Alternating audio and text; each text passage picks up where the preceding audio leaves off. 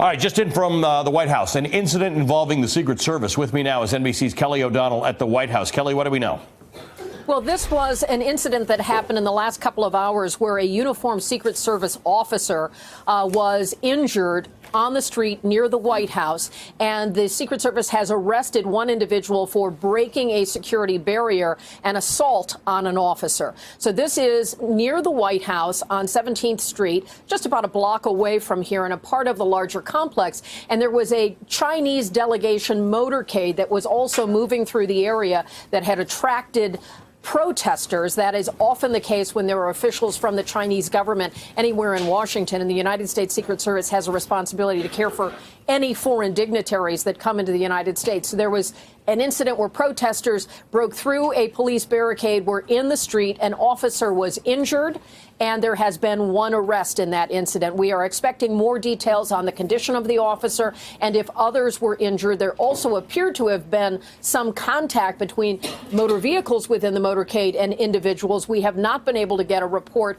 on whether anyone was actually struck or if it was assault that caused the injury. This ensnared traffic for a period of time, as well as you might imagine. And when you have a delegation from a country as notable as China involved in something like this, it certainly gets our attention. And of course, remember, it is Secret Service officers who were among those who were working without pay during the shutdown. And this officer now injured from his work on the job here in service of protecting not only the president, but the vicinity around the White House. So we will be checking back as we get more information, Allie, on the officer's condition. Okay, Kelly, thank you for that. I want you to stick around here because I want to go back to the latest negotiations we were just talking to Garrett about over the shutdown, the impending next shutdown.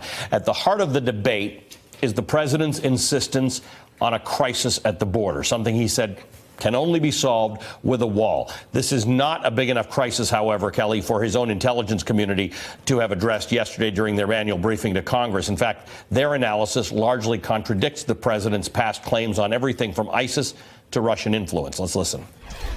North Korea will seek to retain its WMD capabilities and is unlikely to completely give up its nuclear weapons and production capabilities because its leaders ultimately view nuclear weapons as critical to regime survival. The Kremlin is stepping up its campaign to divide Western political and security institutions. ISIS is intent on resurging and still commands thousands of fighters in Iraq and Syria. I think the most recent information is the Iranians are considering taking steps that would lessen their adherence to JCPOA. At the moment, technically, they're in compliance.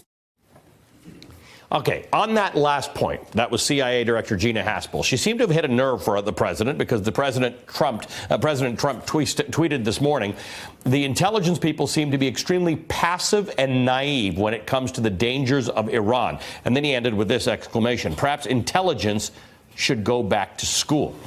Kelly, what do we make of this? It seems to have hit a nerve. Well, it is certainly striking, and the president may be commenting on the affect of these officials more than the substance of what they were saying, because these are the top professionals. Gina Haspel, who the president has at times said, I love Gina, she's our Gina. He appointed her to be the CIA director, and she has 30-plus years in the agency. Dan Coats, also his appointee. Christopher Wray, director of the FBI, his appointee. And this divergence between the president's understanding of the world, what influences that he is interpreting, what actions and so forth that he is seeing for his own agenda, in contrast with what is one of the striking things is this worldwide threat hearing happens every year, sort of setting the table for the concerns the United States government has about hotspots around the globe. In this instance, it served as a contrast to the messaging coming from the president and the White House on some of the most concerning threats in the world and not being on the same page. Critical because policy is set by policymakers like those who advise the president and the White House. And if there's a divergent opinion, and now we're at the point where the president's sort of encouraging them to be schooled, these are, of course, professionals with a lot of background and history, it again shows us the president's reluctance to accept these consensus opinions by his own intelligence community, not holdovers from an Obama administration, professionals who've been at the task for a very long time, and his own appointees. Yep. So it is concerning for this split in the road between the White House and the intelligence community. At the same time, the intelligence chiefs there were certainly providing very sober and detailed information to Congress in its oversight role, but also by extension, making public some of the things that they think set a record straight, according to their analysis, on some of these hot issues. Although Allie? not new, this has been consistent, the president's refusal to accept the consensus view of his own advisors. On a very different story, the Trump Organization has now said it will use E-Verify, the electronic system which verifies people's eligibility to work at all of its properties to check employee documentation. This coming after reports of a number of undocumented workers at Trump properties. The president is in the hospitality business at a lot of his properties, and there are historically many undocumented workers who seek work there in different hotel and resort properties. That happens across the country. So, too, it happened at some Trump properties. And when the Trump Organization became aware that there were individuals who applied for their jobs with documentation that was falsified or in some way not credible, they were fired. And the Trump Organization, through Eric Trump, put out a statement saying they have thousands of employees across the country, and when they're made aware of these kinds of breaches of the law, they take action. One of the steps they're now taking is to use the E-Verify system, which allows employers to check the credentials of those who are seeking employment. There are times when people don't use the E-Verify system for various reasons.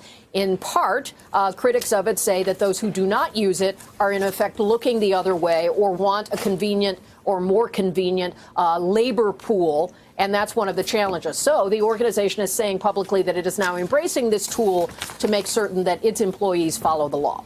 All right, Kelly, I've hit you up with 3 different topics and give you a little chance to catch your breath now. Thank you very much. Kelly Thank O'Donnell you. for us at the White House. Hey there, I'm Chris Hayes from MSNBC. Thanks for watching MSNBC on YouTube. If you want to keep up to date with the videos we're putting out, you can click subscribe just below me or click over on this list to see lots of other great videos.